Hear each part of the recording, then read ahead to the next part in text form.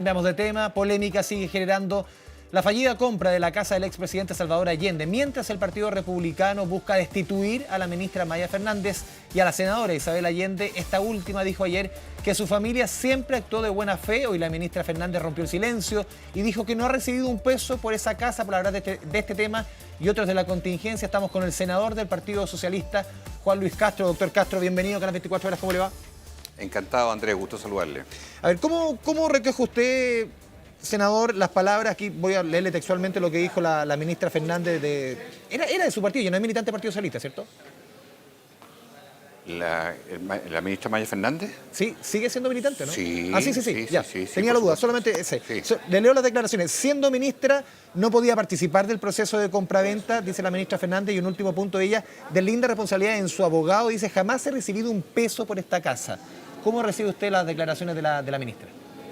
Son genuinas, son ciertas, porque aquí claramente hubo un error, claramente, esto no debió haber ocurrido, lo dijo incluso la ministra del Interior en su minuto, las cosas se tuvieron que advertir, pero aquí lo que no había era mala intención de querer hacer un negociado o hacer un aprovechamiento del Estado.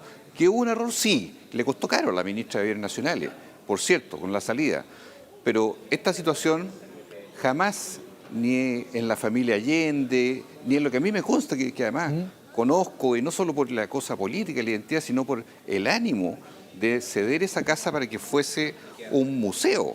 Ese era el propósito de esa transacción, a un precio por lo demás bastante inferior a lo que ya le habían ofrecido antes privados, que en el barrio en que está ubicado en Guardia Vieja también tiene mucha plusvalía. O sea, no había nada relacionado con una ganancia en particular, como algunos han querido instalar en base a una sospecha infundada. Entonces, en ese sentido, la responsabilidad política se asumió en esa ministra, la de Bienes Nacionales, y aquí hubo un error del conjunto. Aquí muchos abogados vieron estas tratativas durante varios meses. Sí, porque aquí uno recoge también declaraciones del Partido Republicano, de Chile Vamos, que dicen aquí no se miden intenciones ni ánimos. Definitivamente aquí en el caso, por ejemplo, de la senadora Allende, aquí se violó la Constitución.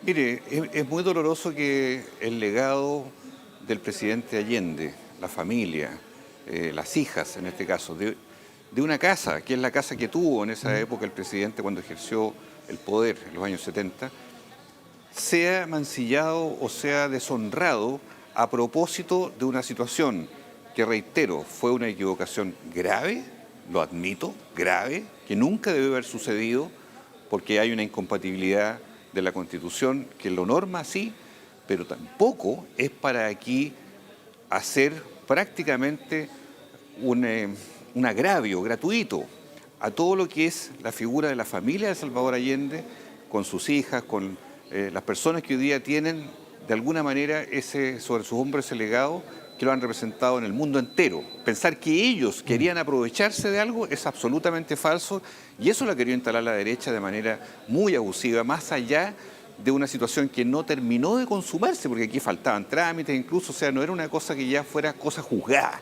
Y eso creo que es bueno también decirlo, y se va a discutir legítimamente en el Tribunal Constitucional. Ahí se verá finalmente la verdad jurídica respecto a lo que dice la oposición y lo que dice la familia Allende y Maya Fernández. Porque yo acabo de conversar con el presidente de la UDI, el diputado Ramírez, dice aquí, más allá de que el proceso no haya terminado, aquí hay un contrato compraventa firmado frente a notaría. El proceso estaba consumado, dice el diputado Ramírez, y más allá de que el proceso no haya terminado, ya se había violado la Constitución. ¿Cómo lo recibe usted? Y también decía que en el caso de Maya Fernández, el presidente debiese pedir la renuncia. Mire, se pueden decir muchas cosas, y la verdad es que esto no terminó como algunos hubiesen querido, sin advertirlo, aunque fuera en el minuto de la recta final, como se advirtió, y se abortó, porque eso quedó sin efecto, sino que simplemente aquí faltaban 2 trámites más para que eso se discutiera en el Tribunal Constitucional. Faltaba un decreto supremo que autorizara ya una transacción hecha en compraventa, y faltaba la inscripción en el registro del conservador de bienes raíces. O sea, eso es celebrar o completar totalmente un proceso de compraventa de un inmueble. Es así. Eso no llegó a ocurrir, estos 2 últimos pasos. Entonces, claro, yo prefiero que se discuta en el Tribunal Constitucional. Algunos dirán, la oposición, que no, que ya estaba consumado o hecho.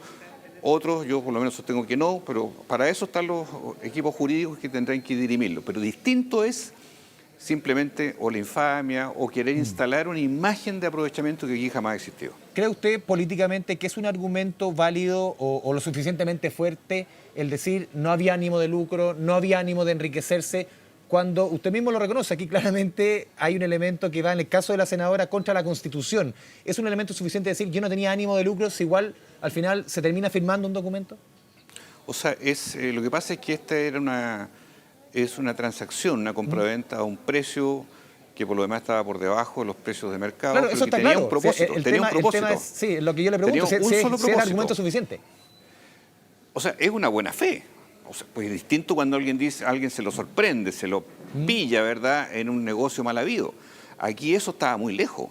Aquí lo que había era una búsqueda de que pasara a ser, junto a la casa del expresidente Aylwin, monumentos, ¿verdad?, o museos de la memoria, de la historia, un patrimonio cultural. Claro, Para eso eso en el era fondo lo esto. podemos compartir. Pero a lo que voy yo es que hay argumentos políticamente suficientes, a eso voy yo. Y ahí está el argumento, incluso Chile Vamos refuerza lo que hace ayer Republicanos y va a presentar ellos un recurso ante el TC con otros argumentos.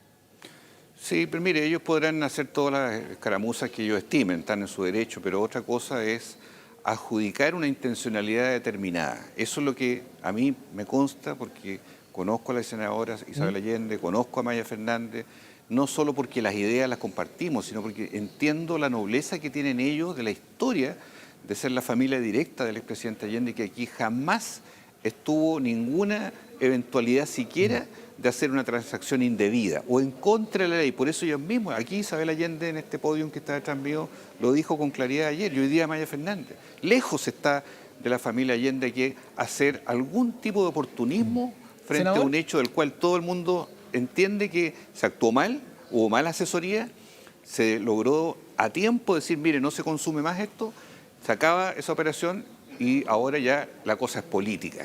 No es una cosa... Claro. Pero en el Tribunal Constitucional no se va a discutir.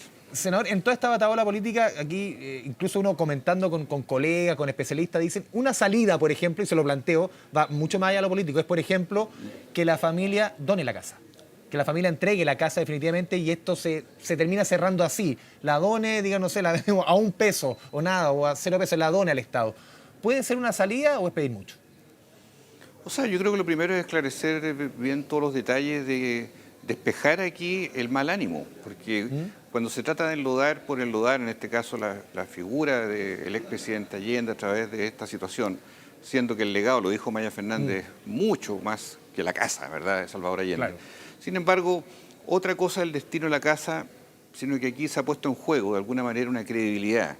Cuando usted, porque fue a un lugar, lo acusan de algo que hizo en ese lugar, cuando le levantan una sospecha que es infundada, lo primero que tiene que es despejar eso. Yo creo que es positivo que eso se despeje en la sede del Tribunal Constitucional, para que no haya duda de nadie. Ya se verá después para dónde va la casa o si no se mueve la casa de donde está en cuanto a su propiedad. Pero creo que lo primero es lo primero porque este es un hecho doloroso y un hecho grave que nunca debe haber ocurrido. ¿Usted cree que es suficiente argumento la intención, el ánimo, teniendo en consideración que tenemos la misma opinión respecto a que aquí claramente se violó la Constitución?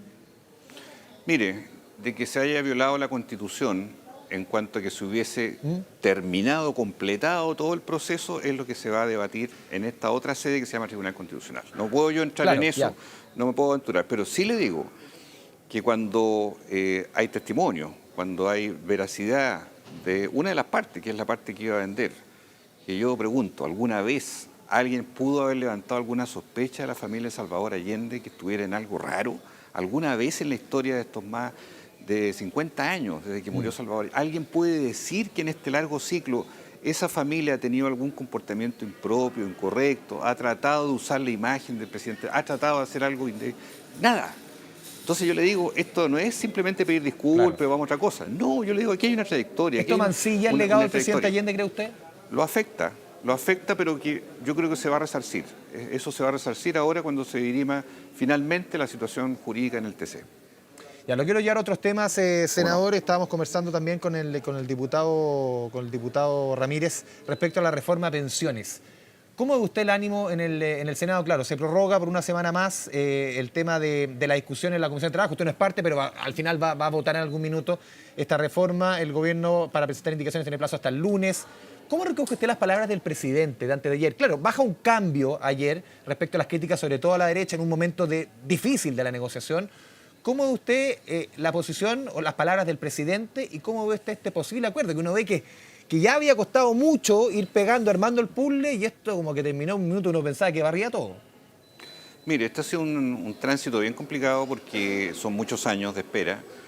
La gente que vive el problema, 1,5 millones de jubilados, sabe que esto es un drama social, las miserables pensiones que tenemos. O sea, hay un sentido de búsqueda de solución que a este órgano que se llama el Congreso y al gobierno se le pide a grito. Eso es un hecho. Segundo, que hay propuestas nuevas que tienen que ver con este 6% que aparece ahora como una inyección de recursos del empleador, que siempre va a ser bienvenido, porque con el 10% cada uno se rascaba con sus uñas y ahí fracasaron las pensiones, la AFP.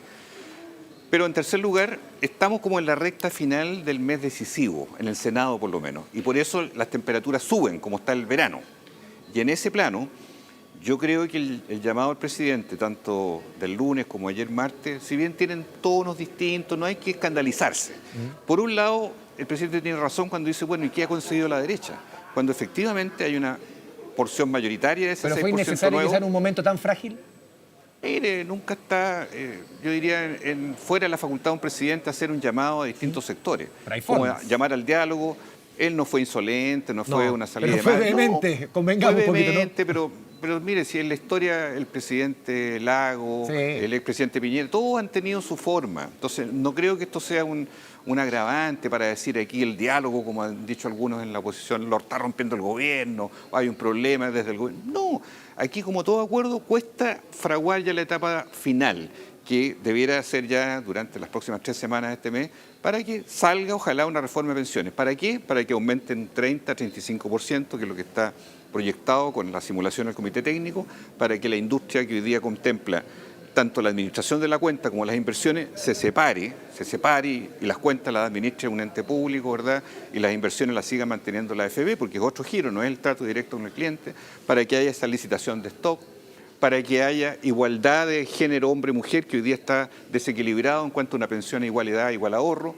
En fin, para que haya grados de solidaridad y mejoras, sobre todo en el monto, en lo que es el ingreso directo de los jubilados. Sí, por último, se nos va el tiempo. ¿Cree usted que si es que, ojalá no ocurra, pero no hay acuerdo de aquí a finales de enero, ya después viene el receso legislativo, después viene un año de elecciones, que ya el tono cambia completamente?